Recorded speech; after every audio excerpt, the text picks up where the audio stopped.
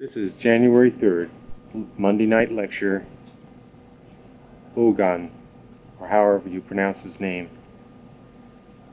I'm just testing this microphone. Thank you.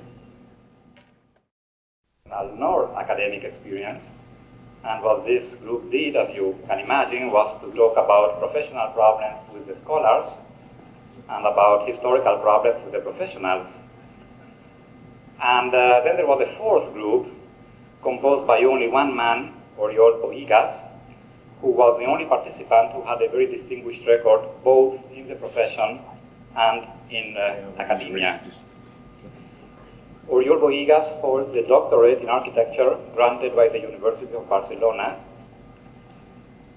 In 1971, he won an international competition for a chair of architecture at the University of Barcelona, but was dismissed before even starting to serve for refusing to swear loyalty to the regime. He was recently reinstated in his chair. He was offered the headship of the school, and he delayed accepting it in order to honor his previous commitment with us. He has published 11 books, including the standard sources on the period of Gaudí and the period of the architecture of the Second Republic in Spain. Actually, his latest book arrived to Muncie today. I had the privilege of seeing the very first copy of it, and it's a book on 11 architects, 11 contemporary architects, including 2 Americans, if I remember properly, Richard Meyer and Robert Venturi. But Oriol is not only a man who writes books, he's a man on whom books are written.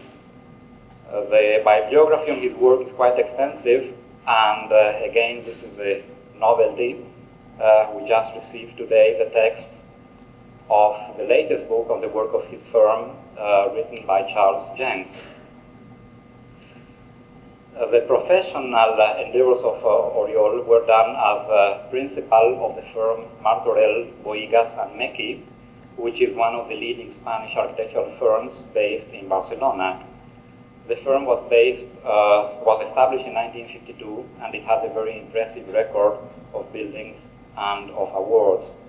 They have won 6 international competitions, the first one in 1954 for a building complex for the Center of Secondary and Professional Education in Barcelona, and the last competition won was in 1976 for the headquarters of the Catalonian Society of Architects.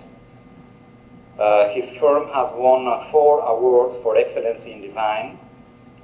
They have won the prize for the best building built in Barcelona in 1959, and again in 1960, and in 1962, and in 1966.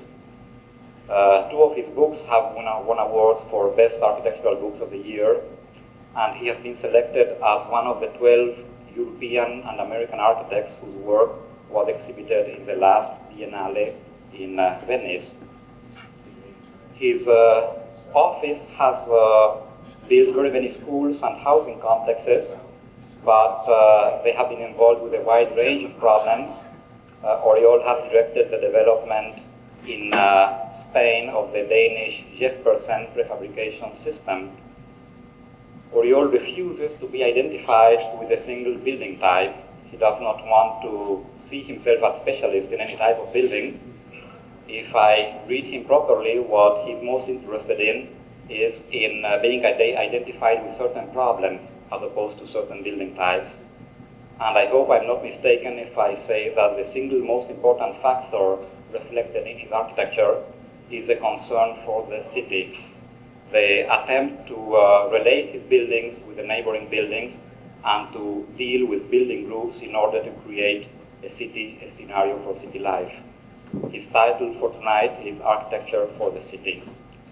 There is only one final thing I would like to mention, and this is I would like to share with you that when an American lecturer goes to Spain, he's expected to lecture in English, and the Spaniards will provide simultaneous translation. I have seen it working, and I can assure you that it works marvelously. I have been told that they even provide simultaneous translation into Spanish when an Argentinian speaks for them, but I'm not sure whether this is true.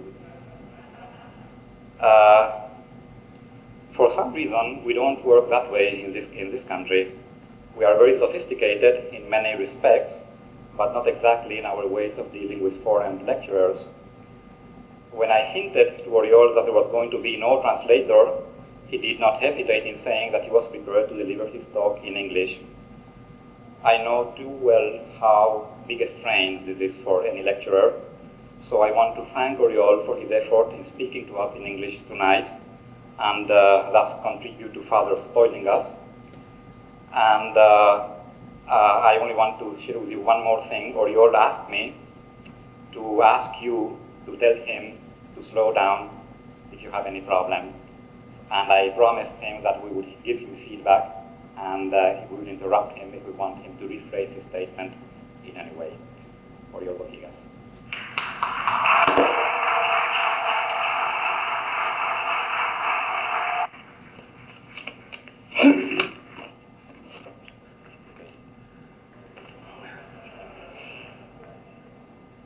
Well, I am afraid that my friend Bonta is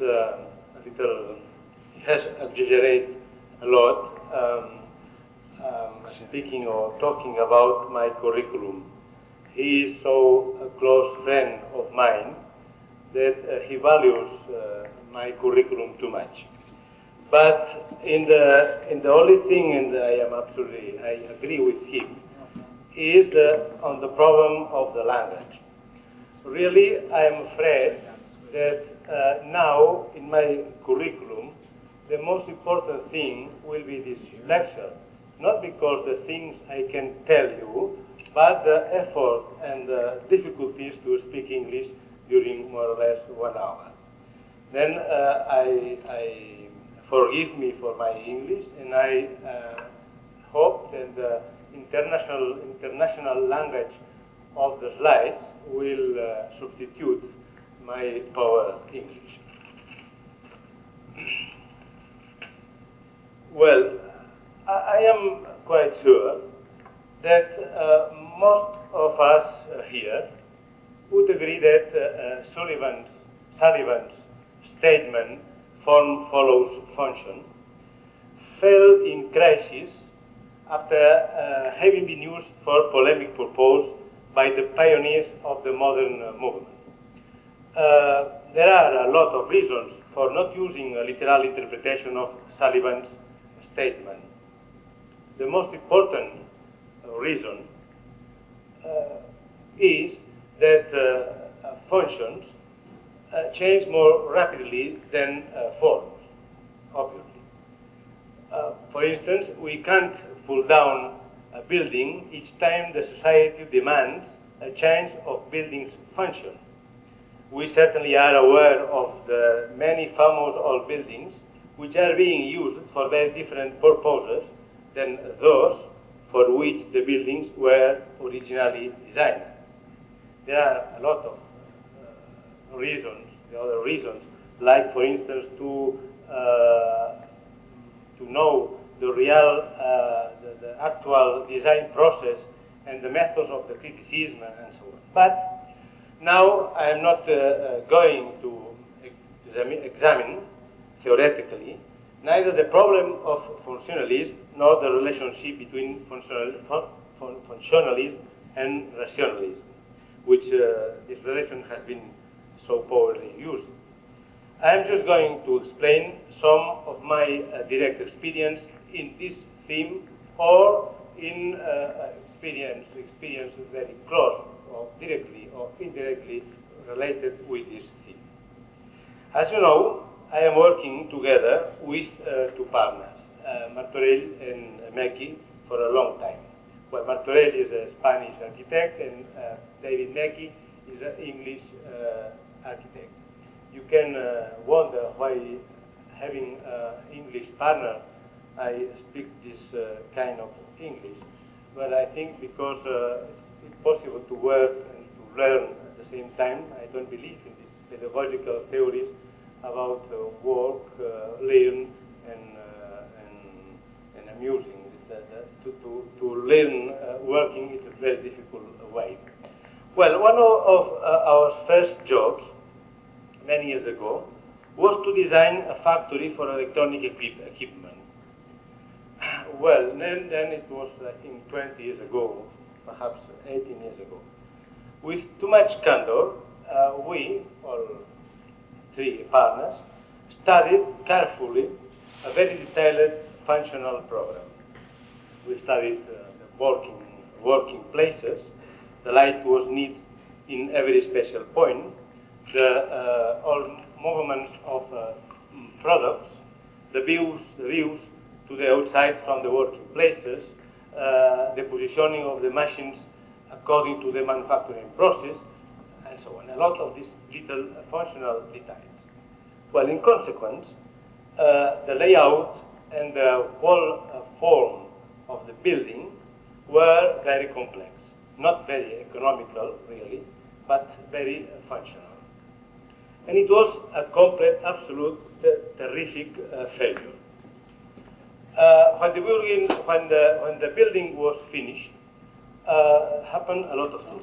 First, just in the moment where the building was finished, the manufacturing process had changed a lot, and therefore the client decided to settle the machines in the other places. Then they needed more room for offices, and the offices invited the manufacturing space. Then, in a few months, they converted the whole building into a warehouse because they started working in another factory. And then, after 2 years, the most strange thing happened. After 2 years, a part of the building was used as a nursery for workers' children. Well, and then the client decided to pull down the building and to build another one not so functional. The surprise was that we were asked to design it again. Then we, well,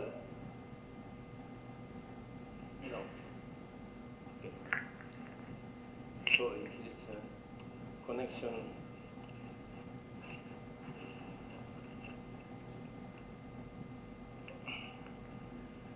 Well, this time we decided to design a very simple building, filling the whole area and the whole height, which were permitted by the urban regulations, without paying attention to any other consideration. As a consequence, the shape was a simple rectangle with 4 exactly stories. Each floor can be, you can see the general form of this factory. Each floor can be used for whatever function is desired. Manufacturing, offices, storage, so on. I not go as far as to say now, I suppose it has not been used as a nursery because I think it's a little too much. But I think, I don't know exactly what are they doing inside this building, but I think it is working very well. Only we just placed a long stair. We'll see in the next slide a very Altian stair. A long stair along the facade and an open vertical space in the left corner. You can see in this slide. The space and the vertical space link every floor. The stairs can be used to link manufacturing areas and stores, and the open vertical space can be used to link several office sections, which can be placed in each floor, also in relation with several sections of the manufacturing process. So we designed only 2 communication nucleus, but we didn't give a special and determinate use to spaces they link. Well, you can see the facades are almost blind walls, and only these small, small windows placed at ceiling level, only for psychological reasons, only to give the impression that it's not a jail, but they have some communication with the exterior. Only we have had to place these 4 high windows on the right, in the upper floor, because when the factory was finished, 4 German engineers came to work in this factory.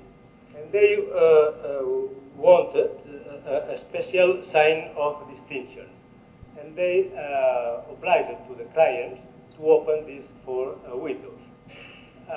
You can see that the functionalism can be now a new method of apartheid.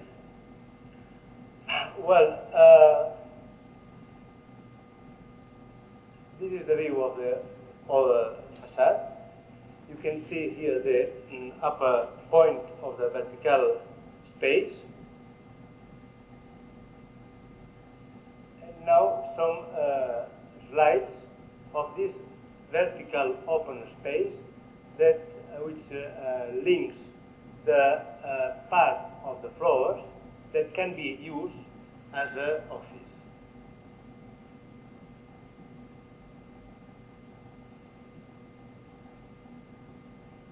Just on this stair and 2 elevators.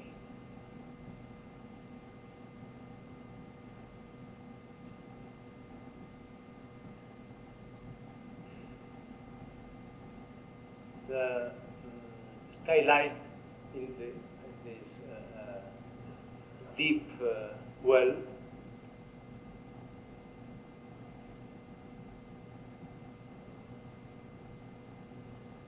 Well, then in this project, we realized that architecture can be designed just as a container. Architecture does not need to be a functional expression, but just a very big container where you can put several functions. Then, following this way, we designed another factory with the same method, this one. And in order to get a more free space, we placed all the systems outside the building. It's a very usual way to place the systems, but perhaps we use it in a more expressive way.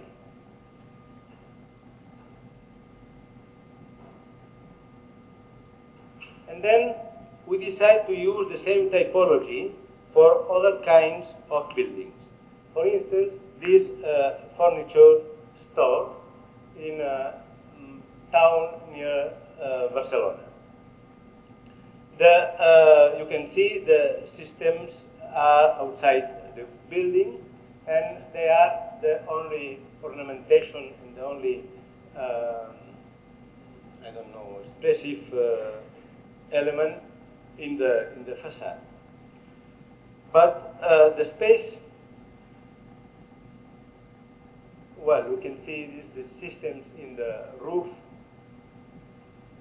and some slides of how we use these ducts in an area that can be used by the public for furniture exhibitions.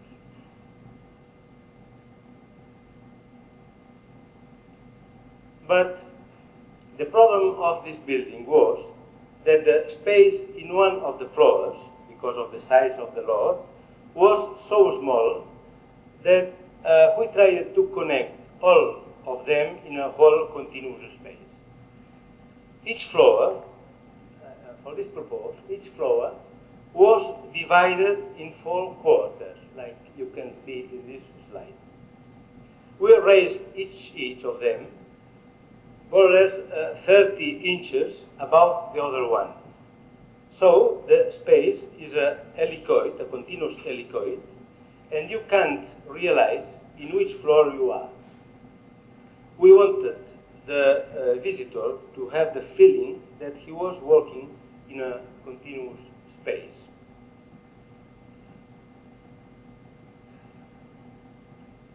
The stairs, which link the different levels, you can see in this slide, can glide along the limit between two spaces. And with this method, with this kind of design, we manage that each space can be used in a different way. In the geometric center of the helicoid, there is a staircase, a general staircase, in order to get all of these floors without going through the helicoid. It's a general staircase with an elevator covered by mirrors. I think it's a very strange impression because the elevator is not in the same direction that the stair. It is exactly 45 degrees in other direction. I must say that the staircase is an exact copy of the Le Corbusier's stair in Maison Cartier de Genève.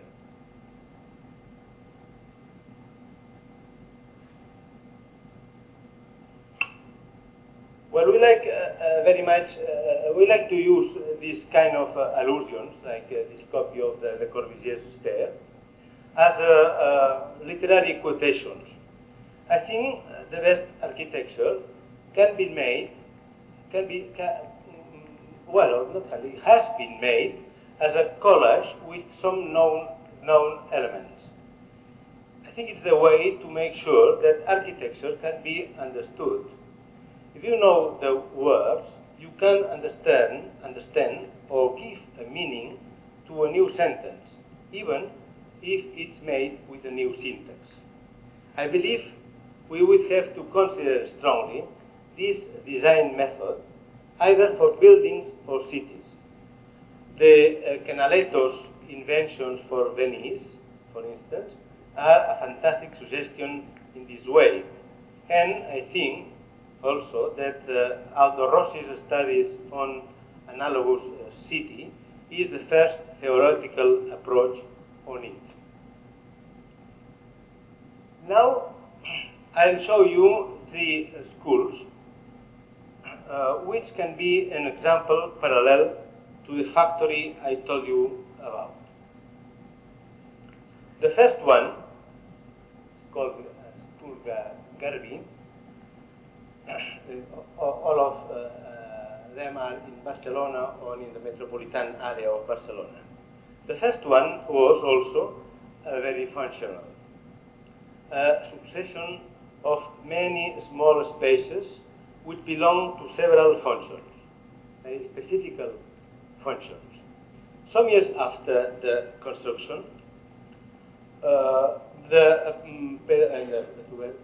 have been finished the building, the pedagogical plans changed, but very strong. The number of students was duplicated, and the street where the entrance was flashed was absolutely remote. Everything changed. For many years, we have been designing a lot of transformations. This is the scheme of these three steps of this transformation. The first structure, like a plaza, changed to a linear one, like a street. And this is the new, one of the new the plans of the new school, the school after these transformations, that you can see then the first structure, like a square, like a plaza, has changed to a linear structure, like a street. The only thing we could conserve was the idea to make a town model, a model of the town in this little building. But the first was plaza in the town, and the second was the street in the town. I show you the results of this quantity of transformations. I think it's not so too bad, because the style of architecture admits this kind of additions and transformations. But what?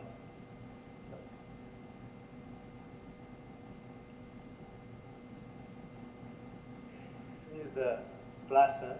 Now it's just the end of the street.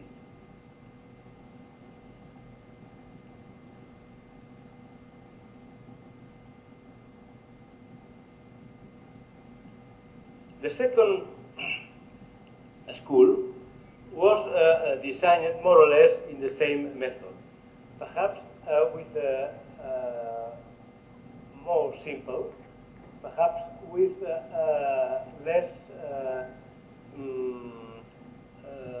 little smaller spaces to answer to smaller functions. But the most important feature, the most important characteristic was that we used the roof to place sport playing field. And it is quite interesting to find in the roof this landscape like it was in a football field.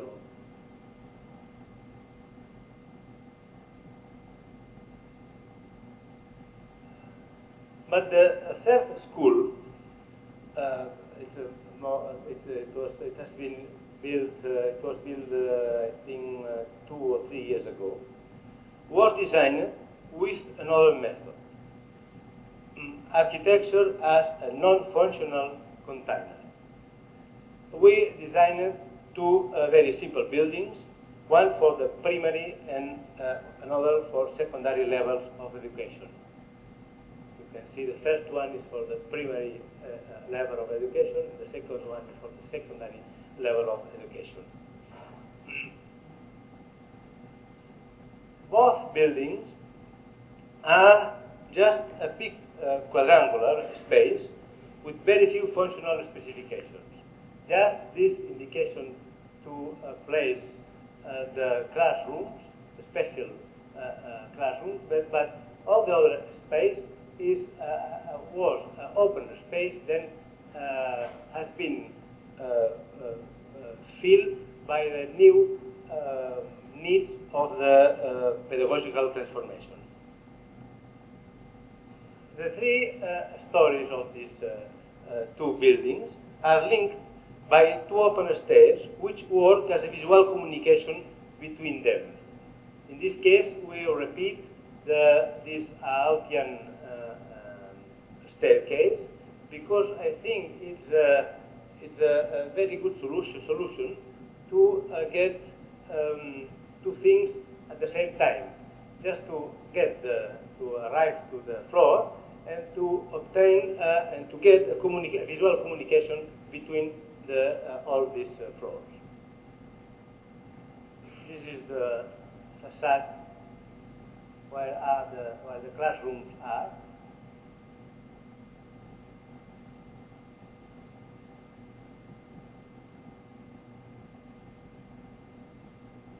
And this is one of these stairs, this Altian style stairs that they are used as a communication of the three levels. Not only as a physical communication, but visual communication too, and psychological communication. The two buildings, the first one and the second one, with this auditorium.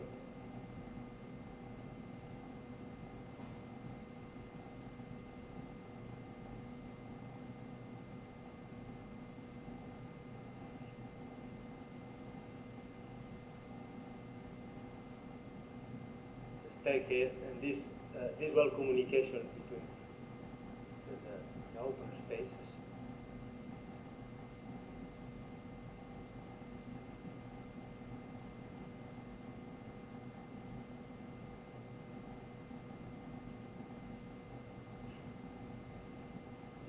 One of the uses of this open central space with a little patio, little courtyard, the middle of the building.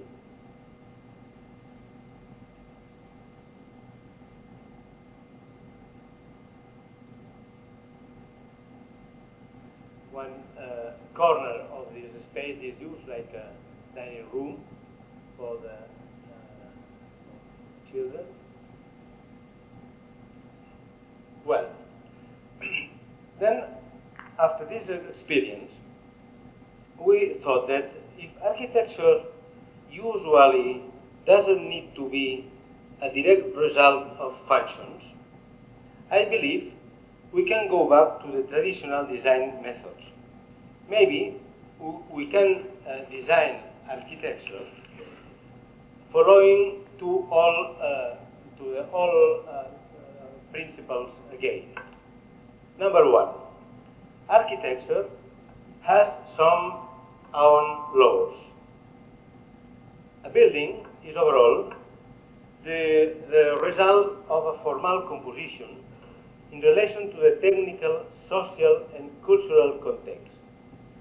Now, it's very difficult to spell out the architectural laws because the modern movement underlines technical and social facts too much. The Manierist and Neoclassicist architects knew that these laws could be discovered by studying historical buildings. In doing so, they could check the continuity of some features in the formulation of the typology. The old treatises of architecture really dealt with the laws of composition. I am afraid the modern movement needs a new treatise of composition and a new knowledge of typology. And the second criterion was a building is also an instrument to determine the form of the city or the form of the landscape, especially in urban architecture and when the environment is actually a city in the most traditional meaning. So, architecture is related also with the morphology of the city and the landscape. Then the two principles can be explained saying that the two first problems in architecture is to know the problems of typology and to know the rules of the morphology of the cities and landscape. It seems to me that the goal of architecture is to find the exact and right relationship between the architectural rules for composing the building and the rules for composing the city. In other words, to find the relationship between typology and morphology in one technical, social, and cultural context. And I don't want to sound pretentious in saying that we have tried to work in this way for some years and in some projects. Not with great success, but with some results. For instance, we have tried to use in a new way the known typology, the known types of buildings. Sometimes we have picked up a traditional type of dwelling which has lost its relation with the morphology of the city because of the new social and cultural context. And we have used this type in another new context. You know that this is a view of Barcelona. The 19th century extension is a very interesting plan made by the engineer Ildefonso Cerdà. And this is the most strong image of Barcelona. It's not the modern Barcelona, but it's the image of the traditional Barcelona made during the end of the 19th century and the beginning of this century. One of the characteristics of this kind of urbanization is that the lots where you can build are very deep, and then you can build with very deep. It makes a special type of dwelling that is very usual in Barcelona. I show you one of these dwellings designed in 1902 by the architect Domenico Montaner, the other important architect in the same epoch, the same ages of Gaudi.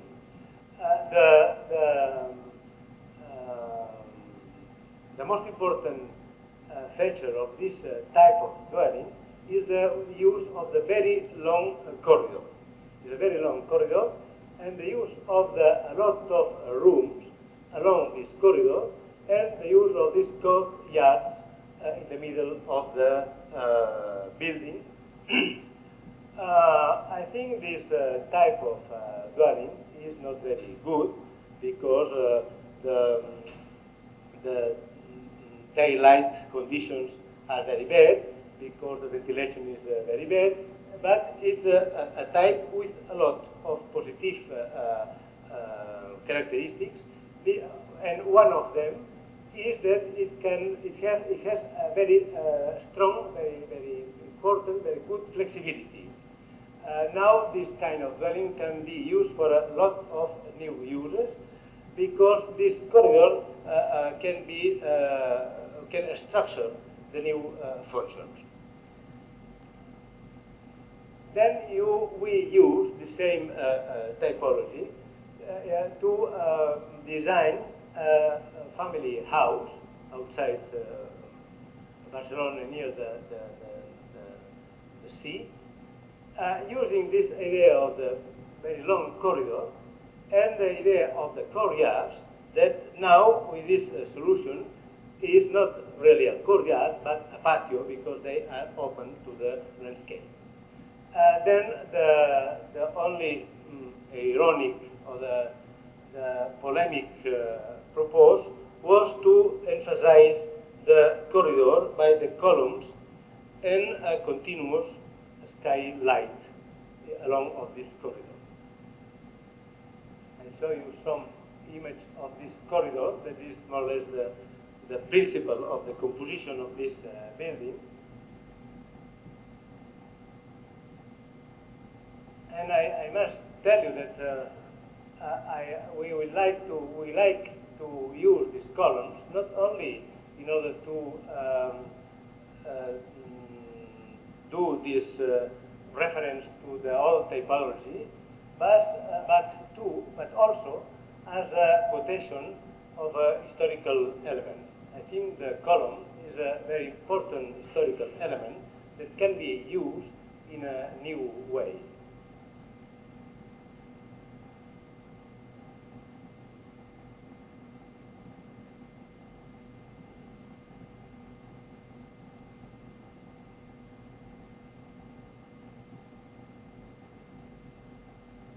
And I must tell you too that now columns are more or less in fashion in Spain, and perhaps especially in Barcelona, between the young architects. And I will show you some new experience, new projects made by these young architects in Barcelona, using, I think, I am afraid, in a very exaggerated way, using the columns as the most important element of architectural expression. This is one building made by two young people, Clotet and Tusquets. This is very funny because it's a pavilion in order to place inside a very little house. Because the problem was that the house was too small to be something expressive in the landscape. And they built this fantastic building, and they made a little house inside. Another house by another architect called Bonnet is this little house with a quantity of columns in order to get external space with architectural quality. And another one is this. Is a house in Italian island Pantelleria. That the house is only this quantity of columns, because the house is more or less underground, and the external aspect of the external facade of the house is only this quantity of columns. You can see the same building. And this is a group of apartments designed by me in my house, in my office, for a golf club, where we try to use this tradition of the classical colors in one continuity, more or less, thinking on the royal crescents, or in general the classical crescents in England.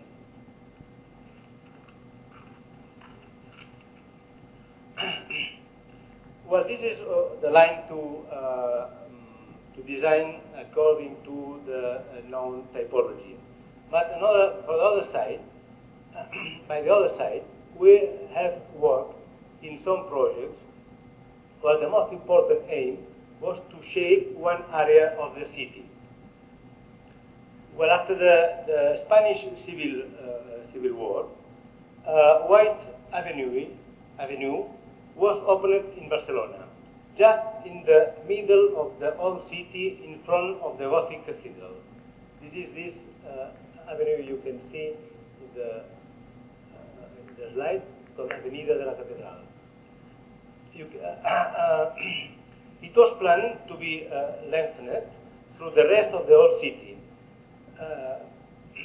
putting down several historical and typical buildings, squares, and streets. People protested against this murder, and the planners decided to stop the new avenue in this little square. This little square called Plaza Nueva, the new square. It's really the old square, but the name is the new square. And you can see that it was the shape of this square before the destruction, and the other one is the actual situation after this destruction of this part of the old city. You can see the lines of the old square and the new walls. I must recognize, I remember that it was a very nice, a very quiet urban space, but now it's just a set of ruins and displaced old buildings. This was one of the old images of this square. It was the Roman and medieval walls. Now that is absolutely transformed. It was one of these these narrow streets. They get this square, and this is the square in transformation. This is the building of the Association of the Architects with some drawings by Picasso. You can see here because the slide is very bad. And this is the beginning of the ruins. And this is the real image now. It's a horrible place. It's in the middle of the city, and it's just the publicity. On the left, you can see the Bishop Palace. It's a very nice neoclassical building, but and the problem was to build, to design two buildings for this square. It was a competition for it began to be a competition for the extension of the Association of Architects. You can see on the right of the slide with the drawings by Picasso. And it was the first lot, the first land you can see on the right.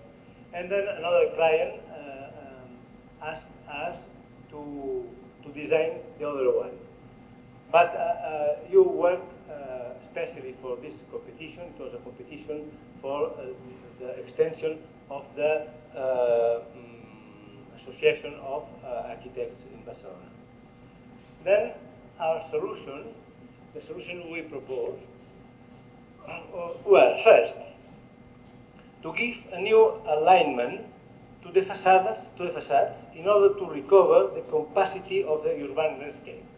Then you organize all these facades in order to obtain a continuity of all of them. Second, to stop the avenue before the square by placing in the middle of this square, in the middle of the avenue, an old monument which has been designed by Antonio Gaudí, and lengthening the ruins of a Roman aqueduct with a very suspect archaeological techniques. I must recognize it. But you understand, just to put this very big monument in the end of the avenue in order to stop the image of discontinuity and then to reconstruct with very theatral techniques the one Roman aqueduct that it was the number 2, and with this method we reached to close the square again and to recover the old image. This is the monument we tried to put in the middle of this square. It was a monument, and after the Civil War was destroyed, or more or less, but easy to get again the sculpture, was destroyed because this man, Bartolomeu Ruber, was a politician not very appreciated by Franco. And then the third thing was to make some drawings in order to test the effect of plastering several well-known buildings, to test some types and to try to go on with the method of quotations. These buildings must be the ones that correspond to the general morphology of the square. First, the continuity of the facade giving a compact environment. Second, the sharp angle in the facade of the one of them. Third, the composition according to two axes in the other one. And fourth, the horizontal division of the facade texture, which is a general feature of all the existing buildings in the square. Then the first building we checked, we drawing in this place was San Carlo alla Quattro Fontane de Borromini. We thought that really it could be very fantastic and very interesting to have the possibility to reconstruct, to build the copies of the very famous buildings in our streets. For instance, I am sure that the best solution for this square would be to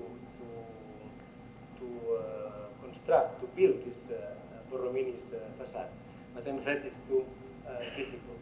And the second building was to place the reconstruction or the copy of Art Nouveau building placed in Barcelona and called Palacio de la Música. It's a concert hall designed by Domenico Montanelli.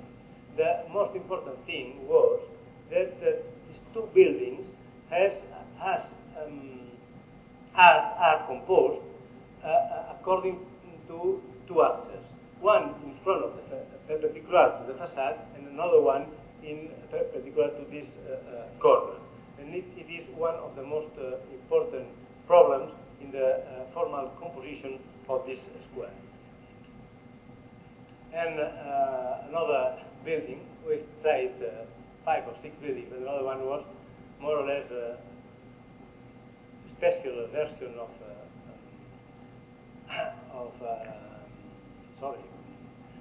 Mendelssohn Berlin building. But this is the solution that we give to the competition, but not for this first building, but for the second one, because the competition was only for the second one, and this first one was out of this competition. This is the monument of Gaudí. You can see the Bishop Palace, the reconstruction of this Art Nouveau building, and the building we proposed was this one with this shaped facade. This is the end of this avenue, and the reconstruction of the Roman aqueduct, and the building we proposed for the competition was this one on the right. You can realize that the difference between these, I don't think that is a good solution, but I'm not sure. But I am sure that the only solution is really to stop this avenue and to recover the quality of the closed space that this old place had.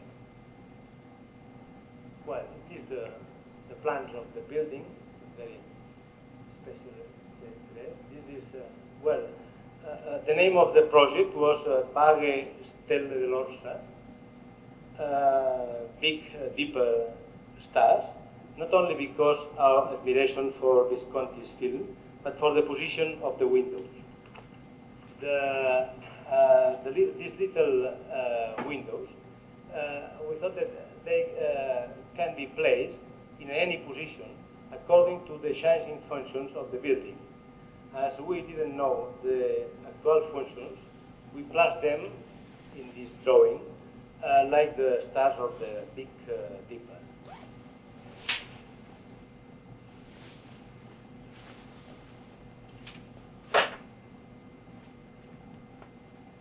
Well, the next, please. The next tray. No, okay. But the problem of this competition is that we won the second prize, and it means that it's a building that will not be built. But sometimes we have succeeded to build a building which shapes an urban space. For instance, this block of the dwelling.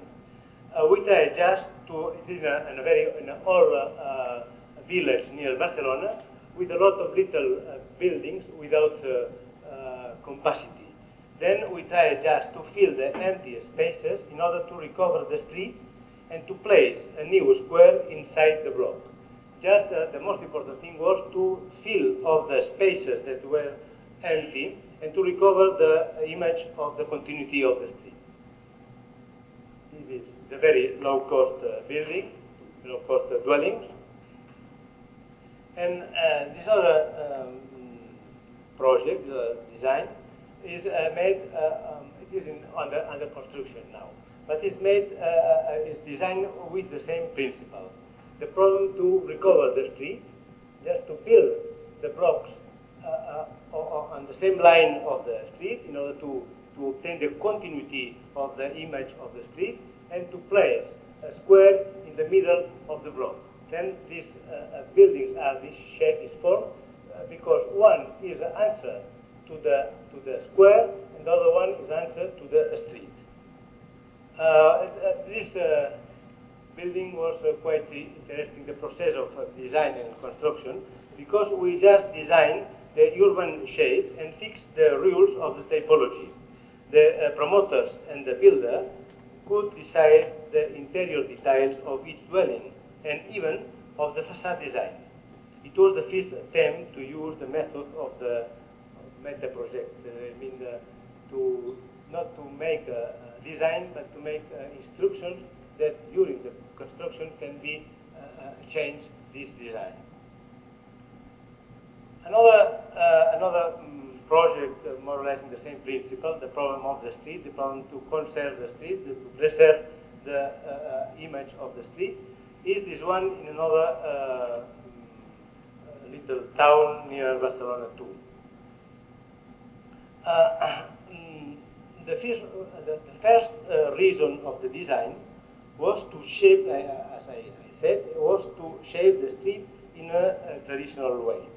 And the most important problem was how to turn the corner in a way perpendicular to the main street, in spite of the fact that the other street met the main one at a strange angle. And then I don't know if it's clear. The problem was that this street, this secondary street, joined the other one in a very strange angle. Then the most important problem for us was not the functional problem, not the quality of dwelling, but the problem was to turn and to arrange this problem. And we thought that the round tower seemed the right tower were the solution, or perhaps were a way of solution. This is the plan of this group of dwellings.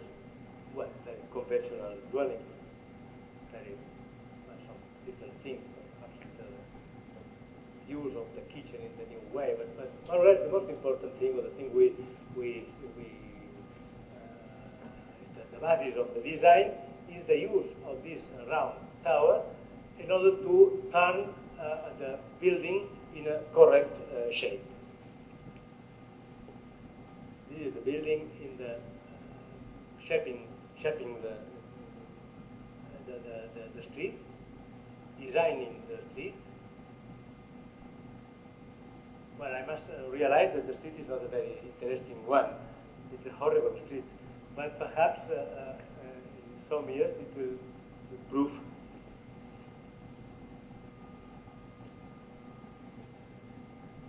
It's a very low-cost dwellings too. This is the tower.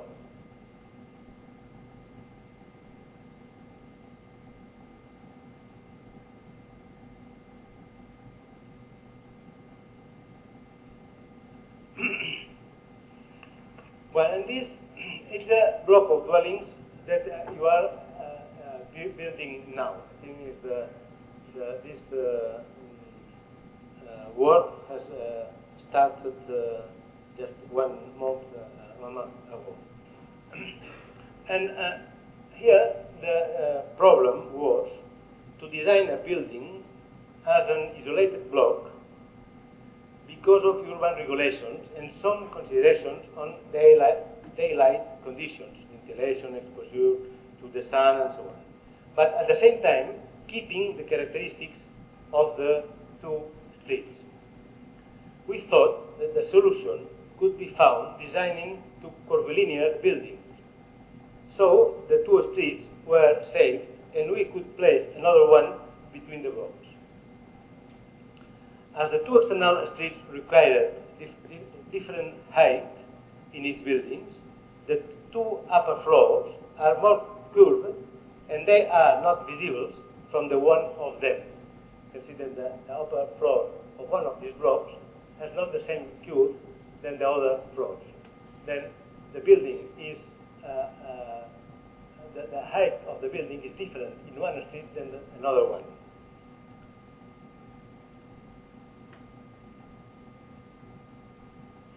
Section, the two blocks. And this is the model.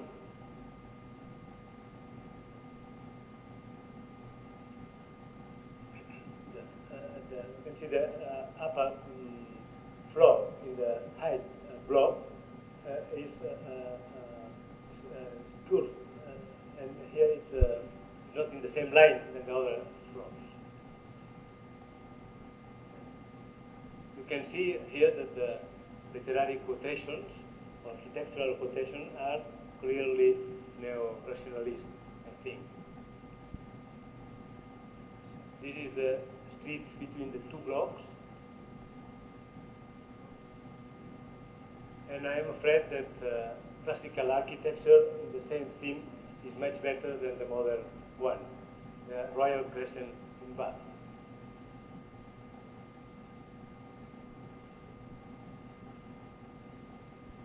And I'll show you another project by another group of young architects in Barcelona, not mine, a group of these young architects. That is the same idea, that to build a street between the new blocks of dwelling, the new architecture. I think this is a more exaggerated, the most exaggerated solution. It's just a family house placed in a beautiful wood